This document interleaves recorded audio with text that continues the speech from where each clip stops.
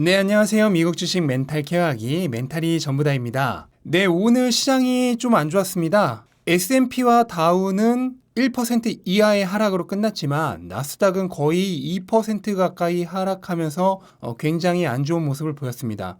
나스닥은 사실 그동안 가장 많이 올랐어요. 그렇기 때문에 오늘 더 강한 조정을 받은 건데 뭐 이유야 뭐 한도 끝도 없이 있겠지만 우선 첫 번째로는 파이자에서 백신의 긴급 사용 승인이 거의 코앞으로 다가왔다는 뉴스가 나오면서 다우는 그래도 괜찮은데 상대적으로 백신 뉴스가 나오면 보통 다우가 좋고 나스닥이 안 좋죠. 다우에 속해 있는 기업들은 코로나가 사라지면은 회복을 더 많이 할 것이라 생각을 하고 반대로 나스닥에 속해 있는 기업들은 그 반사 피해를 입을 것이라 생각하기 때문에 그런 경향이 있는데 우선 그런 경향이 좀 나타났고 또 페이스북이 반독점 금지법에 대해서 소송을 2건이나 당했어요. 그래서 뭐 골자는 왓츠앱과 인스타그램을 분사를 하라는 건데 지금 현재 뭐 반독점 금지에 대해 위협을 당하고 있는 게 페이스북만은 아니죠. 애플, 뭐 아마존, 구글 다 그 피해 영역에 포함이 되어 있습니다. 그래서 이게 어떻게 보면 이제 대기업들에 대한 시장의 공포심을 좀 자극했다고 할 수 있겠죠. 그래서 어제 뭐 전반적으로 시가총액 상위 기업 위주로 해서 엄청나게 빠졌습니다. 대부분 다 2%, 3% 하락을 했고 테슬라는 사실 최근에 다른 기업 오를 때 그거에 2배, 3배씩 올랐잖아요. 그러니까 다른 기업 2%, 3% 빠질 때 테슬라는 그거에 2배, 3배 빠진 거라고 보시면 됩니다. 그렇게 뭐 특별한 의미를 둘 건 없어요. 결국 이런저런 뉴스들이 겹치면서 나스닥이 특히나 하락을 많이 한 겁니다. 그리고 테슬라는 오늘 거의 7% 빠졌습니다. 시작만 하더라도 오히려 어제 가격보다 더 높은 가격에 시작을 했는데 중간에 엄청나게 빠졌어요. 일단 앞에서 말했듯이 기본적인 이유는 테슬라는 다른 주식들보다 더 많이 올랐기 때문에 딱 그만큼 더 빠진 거라는 게 일단 가장 근본적인 이유인데 그래도 이제 이유를 찾아보자면 가장 가능성이 높은 거는 어제 발표한 50억 달러 유상증자 물량이 오늘 나온 게 아닌가 하고 강력하게 유추를 해볼 수 있습니다. 유상증자 숫자는 약 800만 주 정도 되는데 이거는 최근 테슬라 거래량의 한 6분의 1, 7분의 1 정도밖에 안 되는 양이긴 합니다. 그게 별로 대단하지 않아 보일 수도 있지만 그 물량이 시장에 한 번에 쏟아져 나올 경우 순간적인 급락의 트리거가 될 수가 있습니다. 그것 자체가 가격을 7%나 끌어내렸다라기보다는 그때 물량이 나오면서 순간적으로 가격이 하락을 하는데 그게 순간적인 엑소더스의 트리거가 된다는 거죠. 그리고 또 하나는 어제 이제 유상증자로 인해서 원래는 주가가 하락할 것 같았는데 오히려 상승을 했죠. 그러니까 어떻게 보면 어제 오늘이 마지막 기회다 하면서 매수하고 싶었던 사람들이 굉장히 많이 들어왔을 거예요. 반면에 유상증자 이슈로 인해서 새로 매수하려는 사람들은 꽤 많이 줄었을 겁니다. 그러니까 매수 세력 자체가 상당히 줄었을 것이라고 유추할 수 있죠. 그러니까 어제는 그래도 매수 세력이 있어서 주가를 끌어올렸는데 오늘은 이제 그 매수 세력이 다 소진이 된 거죠.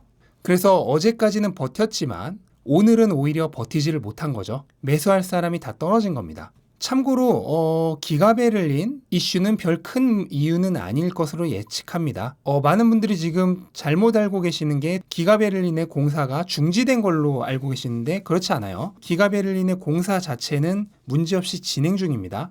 공사가 중지된 게 아니라 그 주변에 벌목이 금지된 거예요. 근데 이것도 확실한 게 아닌 게 거의 같은 날 다른 매체의 뉴스에서는 보시는 것처럼 2차 벌목 허가가 났다는 뉴스도 있어요.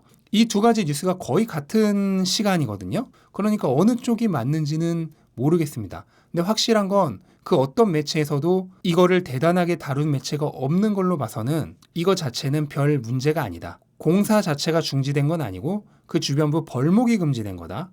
물론 장기화되면은 이슈가 있을 수 있겠지만 이것조차도 거의 같은 시간에 다른 매체에서는 허가가 났다고 뉴스가 났기 때문에 어느 쪽이 진실인지도 모르고 그렇게 큰 이슈는 아닐 것으로 보고 있습니다. 그래서 결국 주식시장은 심리라는 게 오늘도 나타났습니다. 유상증자로 인한 가치 희석은 제가 어제 영상에도 말씀드렸지만 1% 이하입니다. 하지만 주가는 그게 트리거가 되어서 훨씬 더 빠질 수가 있죠. 아마도 다음 주에 S&P 편입과 맞물려서 팔고 나가려는 사람들이 꽤 있었을 겁니다. 근데 그 사람들 같은 경우에는 이제 오늘이 어떻게 보면은 그런 날이 된 거죠. 다음 주까지 있다가 더 오르면 팔고 나가려고 그랬는데 이거 떨어지는 것 같으니까 빨리 팔고 나가자. 이런 물량도 분명히 몰렸을 겁니다. 그러면서 약간 시장이 과잉 반응을 한 것이라고 볼 수 있고, 자, 반대로 생각을 해봅시다. 유동 주식수의 1%가 유상증자로 나온 게 트리거가 되어서 이렇게 빠졌는데 다음 주에 반대로 16%를 강제로 사야 한다면 그때는 어떻게 될까?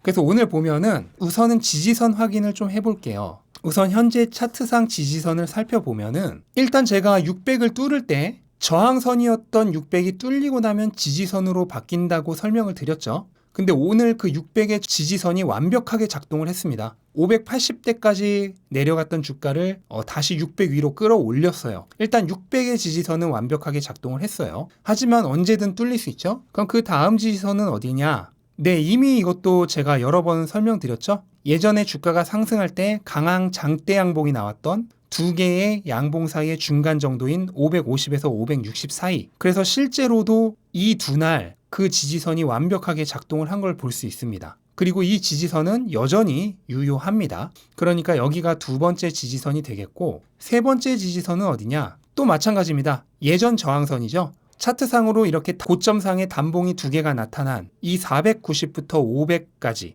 여기가 예전 저항선이었습니다. 그리고 이걸 뚫고 시원하게 올라갔잖아요. 그러니까 이 저항선이 지금 현재는 지지선이 되어 있는 겁니다. 그러니까 이 490부터 500 사이가 3차 지지선이라고 할 수 있고, 그 다음에 그럴 리는 없겠지만 혹시 여기까지 뚫렸을 경우 4차 지지선은 마찬가지로 예전 고점대였던 440에서 450 정도, 여기가 4차 지지선이라고 할 수 있겠습니다. 혹시 저항선이 뚫리면서 왜 지지선으로 바뀌는지에 대해서 영상을 못 보신 분은 제가 오른쪽 위에 링크 띄워드릴 테니까 그 영상에서 한번 확인하시면 좋겠고, 제가 S&P 편입일이 다가오면 그때 가격에 따라서 이후의 조정의 정도를 예상해보는 영상을 만들려고 했는데 원래는 700을 그냥 뚫을 기세였죠. 그때는 이제 700을 넘고 편입이 될 거로 예상을 했는데, 만약 그렇게 700 위에서 편입이 된다면 저는 개인적으로 최대 조정폭은 한 30% 정도, 그러니까 500 지지선까지 밀리는 게 가장 크게 조정이 왔을 때의 케이스로 생각을 하고 있었습니다. 근데 이제 현재는 유상증자 등의 이슈로 인해서 조정이 조금 빨리 왔죠. 이거는 오히려 굉장히 좋은 겁니다. 어차피 기업 가치와 상관없이 오른 가격은 나중에 다 빠지게 되어 있어요.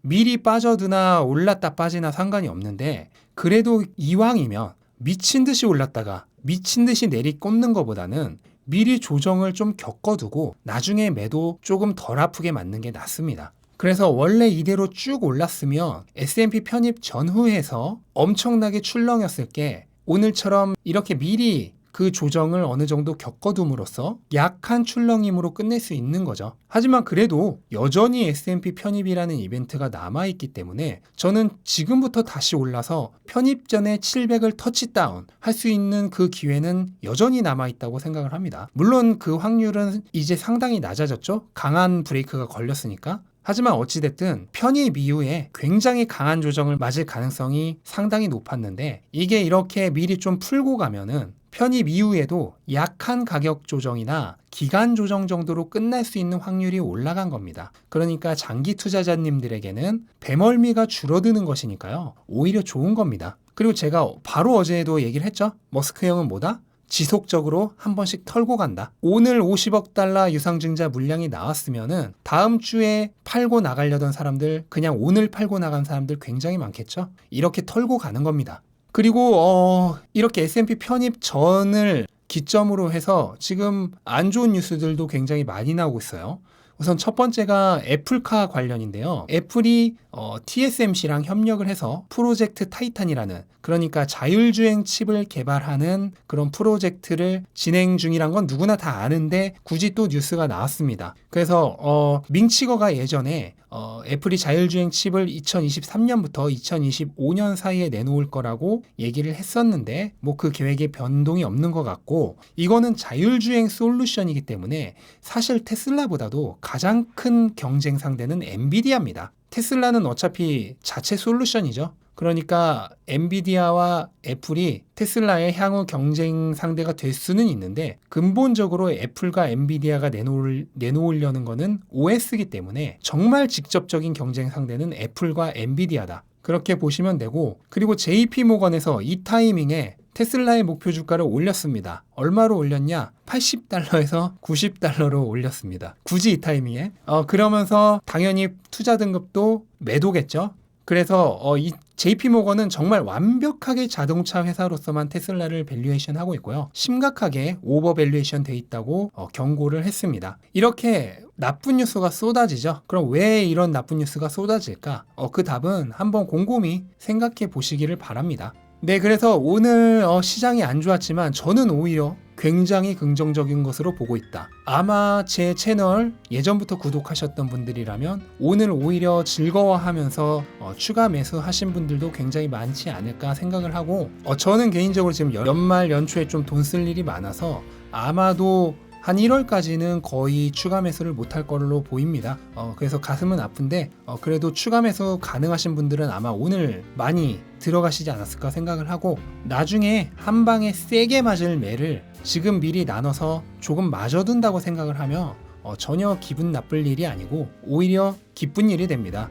그리고 조정이 오늘 하루에 끝날 거라고는 아무도 장담 못해요. 내일 600 지지선이 뚫리고 다음 지지선인 550에서 560 정도까지 다시 갈 확률도 없지는 않고요. 그렇기 때문에 제가 매수 타이밍 어제 영상으로 올려드렸죠.